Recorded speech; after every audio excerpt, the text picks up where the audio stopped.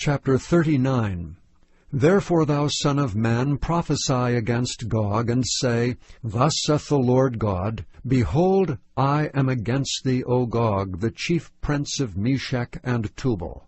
And I will turn thee back, and leave but the 6th part of thee, and will cause thee to come from the north parts, and will bring thee upon the mountains of Israel.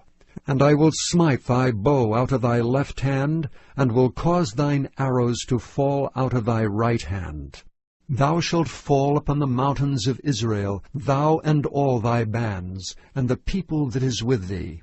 I will give thee unto the ravenous birds of every sort, and to the beasts of the field to be devoured. Thou shalt fall upon the open field, for I have spoken it, saith the Lord God. And I will bring a fire on Magog, and among them that dwell carelessly in the isles, and they shall know that I am the Lord. So will I make my holy name known in the midst of my people Israel, and I will not let them pollute my holy name any more. And the heathen shall know that I am the Lord, the Holy One in Israel. Behold, it is come, and it is done, saith the Lord God. This is the day whereof I have spoken. And they that dwell in the cities of Israel shall go forth, and shall set on fire and burn the weapons, both the shields and the bucklers, the bows and the arrows and the handstaves, and the spears, and they shall burn them with fire for 7 years. So that they shall take no wood out of the field, neither cut down any tree of the forests, for they shall burn the weapons with fire. And they shall spoil those that spoiled them, and rob those that robbed them, saith the Lord God. And it shall come to pass in that day, that I will give unto Gog a place there of graves in Israel, the valley of the passengers on the east of the sea, and it shall stop the noses of the passengers, and there shall they bury Gog with all his multitude, and they shall call it the valley of Hamon-Gog. And 7 months shall the house of Israel be burying of them, that they may cleanse the land. Yea, all the people of the land shall bury them, and it shall be to them a renown, the day that I shall be glorified, saith the Lord God.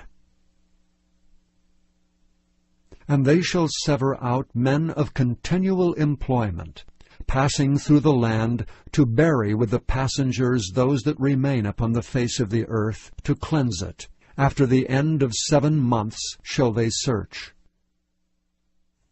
And the passengers that pass through the land, when any seeth a man's bone, then shall he set up a sign by it, till the buriers have buried it in the valley of Hamon-Gog. And also the name of the city shall be Hamonah. Thus shall they cleanse the land. And thou, son of man, thus saith the Lord God, Speak unto every feathered fowl, and to every beast of the field, Assemble yourselves, and come, gather yourselves on every side to my sacrifice that I do sacrifice for you, even a great sacrifice upon the mountains of Israel, that ye may eat flesh and drink blood. Ye shall eat the flesh of the mighty, and drink the blood of the princes of the earth, of rams, of lambs, and of goats, of bullocks, all of them fatlings of Bashan. And ye shall eat fat till ye be full, and drink blood till ye be drunken of my sacrifice which I have sacrificed for you. Thus ye shall be filled at my table with horses and chariots, with mighty men, and with all men of war, saith the Lord God.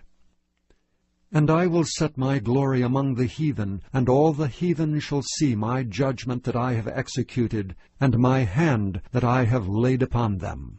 So the house of Israel shall know that I am the Lord their God, from that day and forward.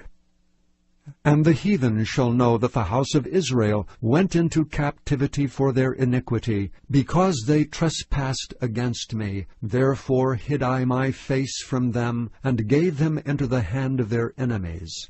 So fell they all by the sword. According to their uncleanness and according to their transgressions have I done unto them, and hid my face from them. Therefore thus saith the Lord God, Now will I bring again the captivity of Jacob, and have mercy upon the whole house of Israel, and will be jealous for my holy name. After that they have borne their shame, and all their trespasses whereby they have trespassed against me, when they dwelt safely in their land, and none made them afraid. When I have brought them again from the people, and gathered them out of their enemies' lands, and am sanctified in them in the sight of many nations, then shall they know that I am the Lord their God, which caused them to be led into captivity among the heathen. But I have gathered them unto their own land, and have left none of them any more there. Neither will I hide my face any more from them, for I have poured out my Spirit upon the house of Israel, saith the Lord God.